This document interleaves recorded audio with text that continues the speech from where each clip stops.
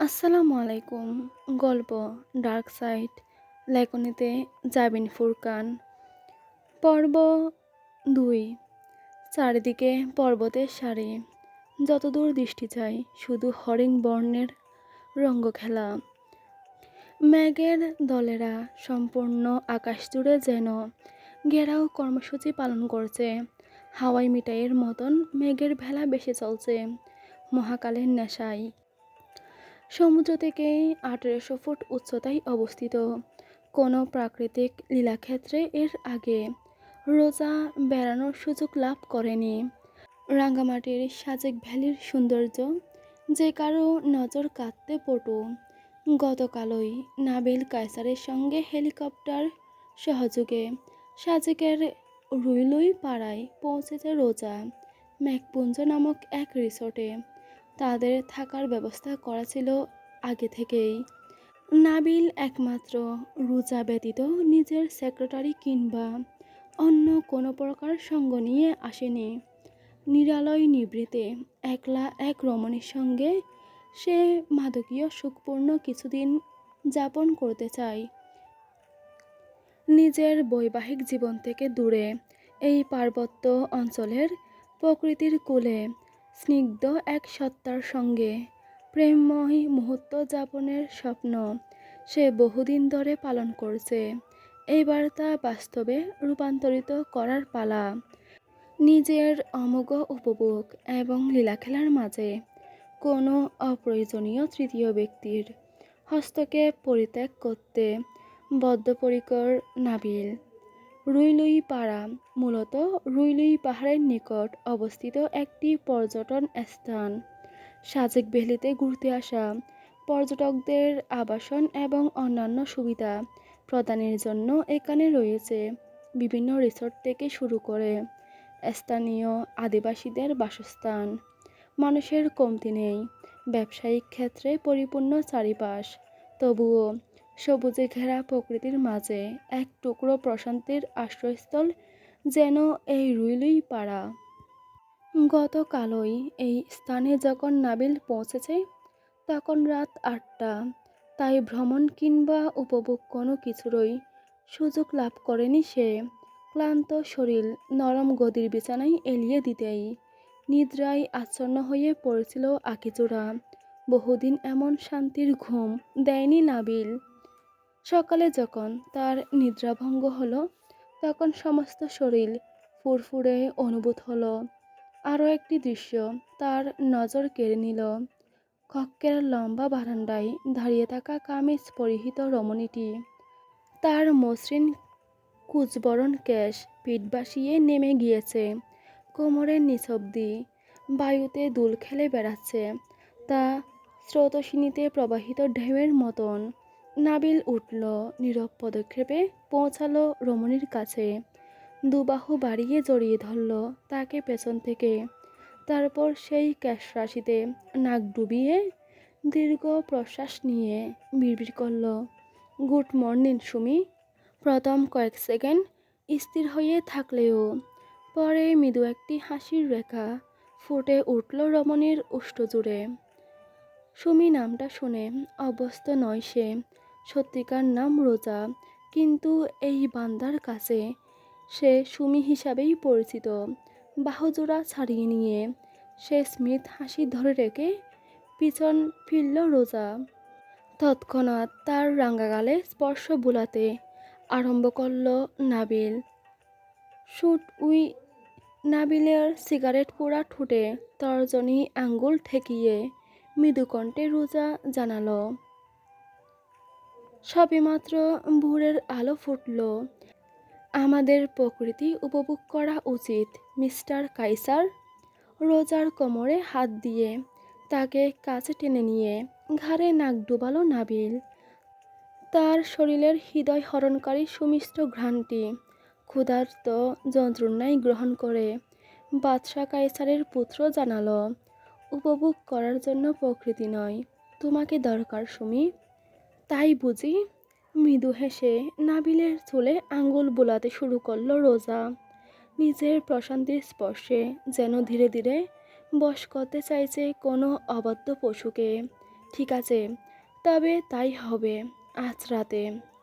রাত পর্যন্ত অপেক্ষা করবে কে? হতাশায় গুঁড়িয়ে উঠল নাবিল। এই রমণীর স্থানে অন্য কোনো মেয়ে হলে হয়তো এতক্ষণে জোরপূর্বক বিছানায় ছুঁড়ে ফেলতে দ্বিতীয়বার চিন্তা করতো না সে। কিন্তু অদ্ভুত হলেও সত্য, এই রমণীর সঙ্গে পাশবিক ব্যবহার করতে বাড়ছে তার অস্বস্তি হচ্ছে। যেন এ অর্থের লোভে শরীর বিক্রি করা কোনো নির্লজ্জ নারী নয়, বরং পরম পূজারী কোনো দেবী, চাইলেও যাকে খুব সহজে অসম্মান করা সম্ভবপর নয়। হৃদয় তাতে বাদ সেধে দাঁড়ায়। এমন অনুভূতি কি শুধুমাত্র নাবিলেরই হচ্ছে, নাকি এই রমণীর পূর্বের খদ্দেরদেরও হয়েছে? জানার কি কোনো উপায় রয়েছে? ঠোঁট ফুলিয়ে রীতিমতো শিশুদের মতন করে আবদার করল নাবিল।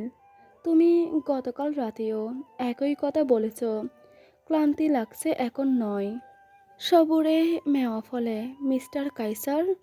রোজা কিঞ্চিত হেসে আঙ্গুল সরিয়ে নিতেই তার কবজি আঁকড়ে ধরল নাবিল।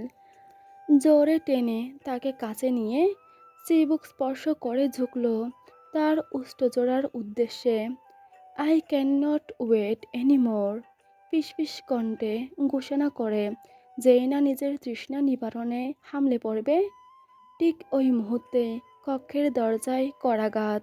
Room service, sir. ভীষণ বিরক্ত হয়ে রোজাকে ছাড়তে বাধ্য হলো নাবিল। হতাশায় মাথার চুল আঁকড়ে ধরে অশ্রাব্য একটি ইংরেজি ভাষার শব্দ উচ্চারণ করল সে। আম আমি ব্রেকফাস্ট অর্ডার করেছিলাম, কোনো মতে বলেই দরজা খুলতে এগিয়ে গেল রোজা। তার বুকের ভেতর হৃদযন্ত্র থমকে পড়েছিল। কয়েক সেকেন্ডের জন্য পুনরায় একটি অঘটন থেকে বেঁচে গিয়েছে সে এবং তার রক্ষক।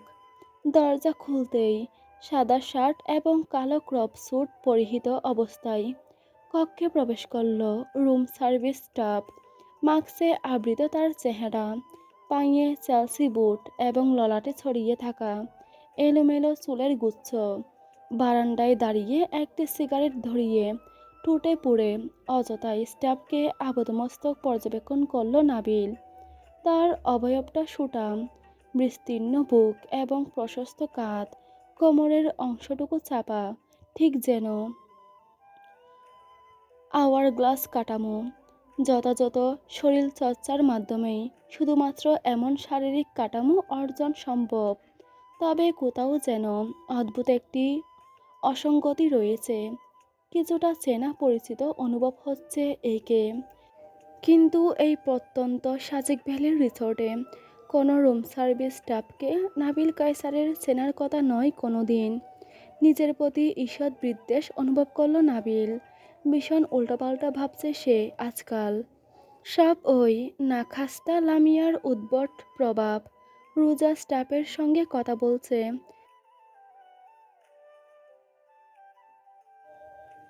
তাতেই বিরক্ত করার প্রয়োজন বোধ না করে নাবিল উল্টো করে আকাশের সৌন্দর্য উপভোগ করতে করতে স্বাদের সিগারেটে মনোযোগ দিল। কংক্লাক পাহাড়। কণ্ঠ খাদে নামিয়ে দুইটি মাত্র শব্দ উচ্চারণ করল স্টাফ। তাতে কিছুই বুঝতে অবশিষ্ট রইল না রোজার। আলতো করে মাথা নেড়ে সম্মতি জানালো সে। তৎক্ষণাৎ উল্টো ঘুরে বাইরের পথ ধরতেই বারান্দা থেকে নাবিল কণ্ঠ চড়িয়ে ডাকল, খাবার কোথায়? নিশ্চল রইল স্টাফ। কিছুটা হতচকিত হয়ে নাবিলের দিকে ঘুরল রোজা। দ্রুত বাক্যা করল, আমি যে অর্ডার দিয়েছিলাম সেটা গুলিয়ে ফেলেছে।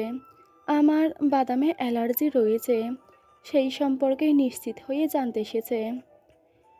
একটু পরেই ব্রেকফাস্ট পাঠানো হবে।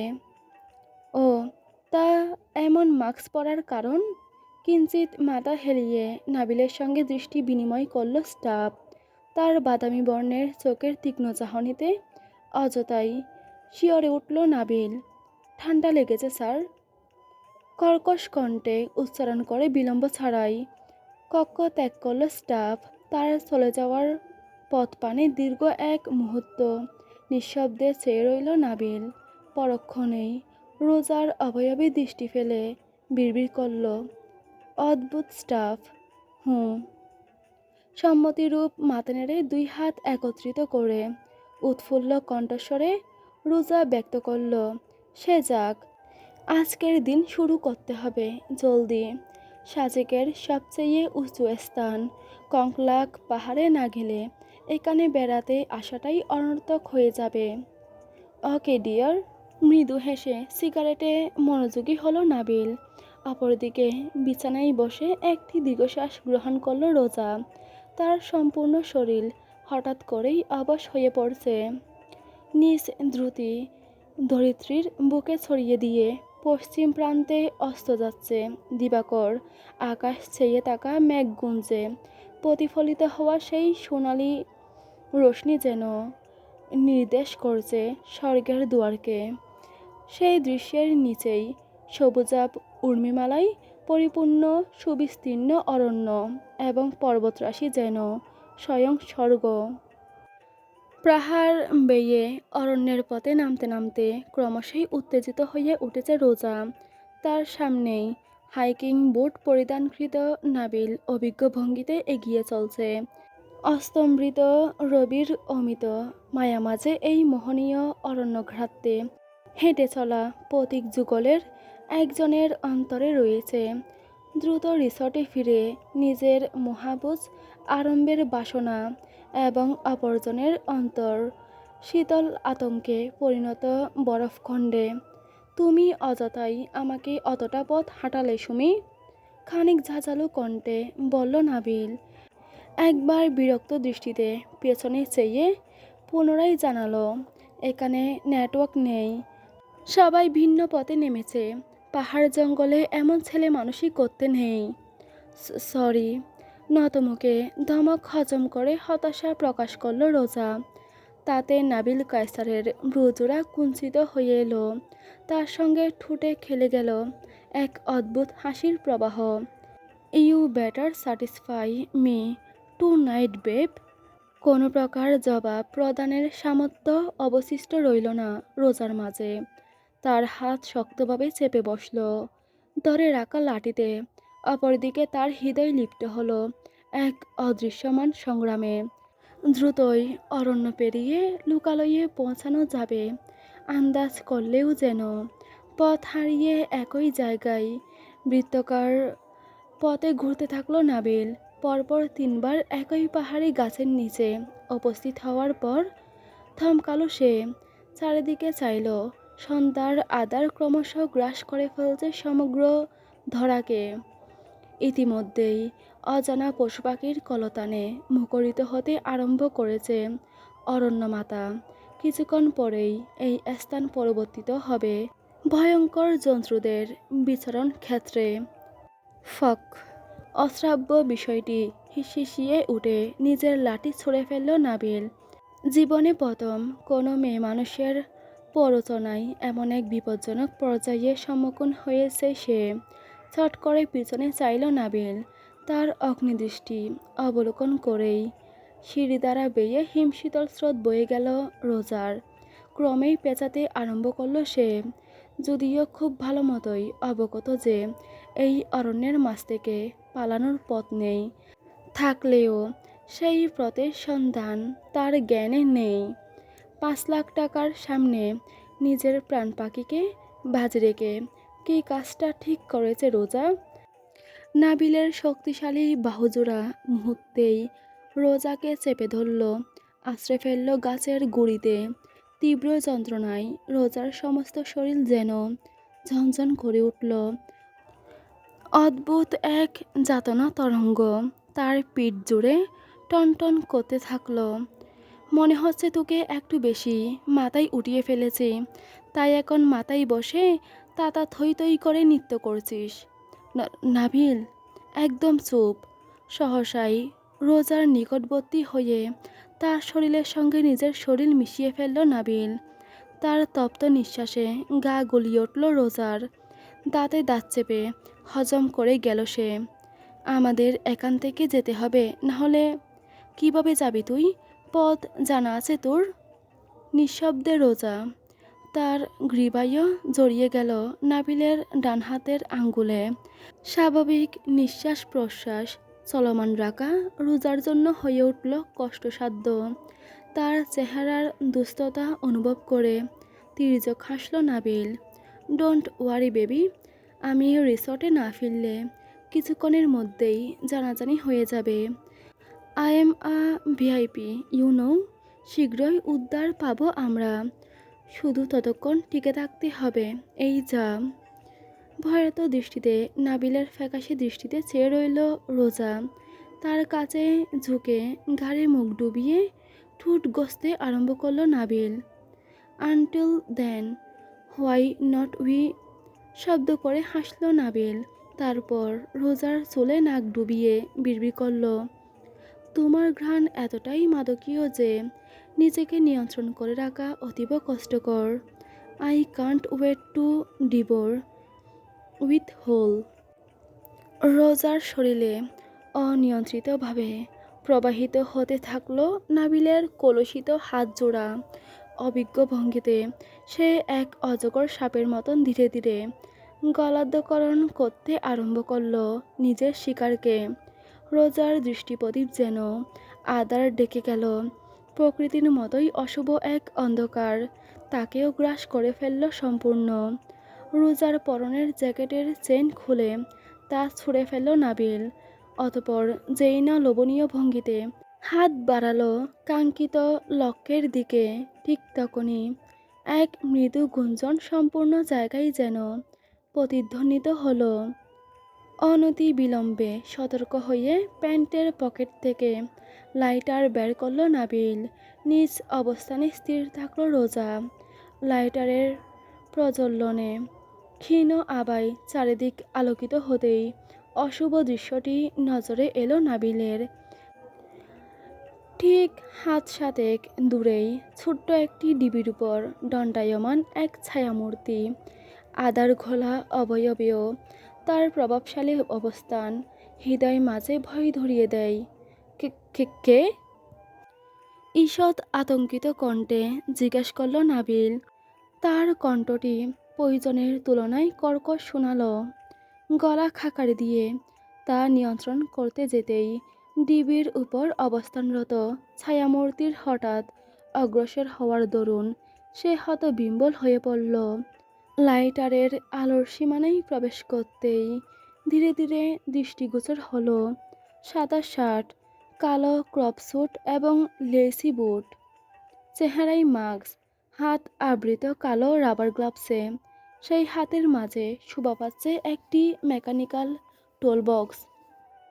মাস্কের উপরে ঘন ব্রুজোড়ার নিচে চুলের একগুচ্ছের আড়ালেও স্পষ্ট দৃষ্টিগোচর হলো চকচকে কালো বর্ণের মণিজোড়া।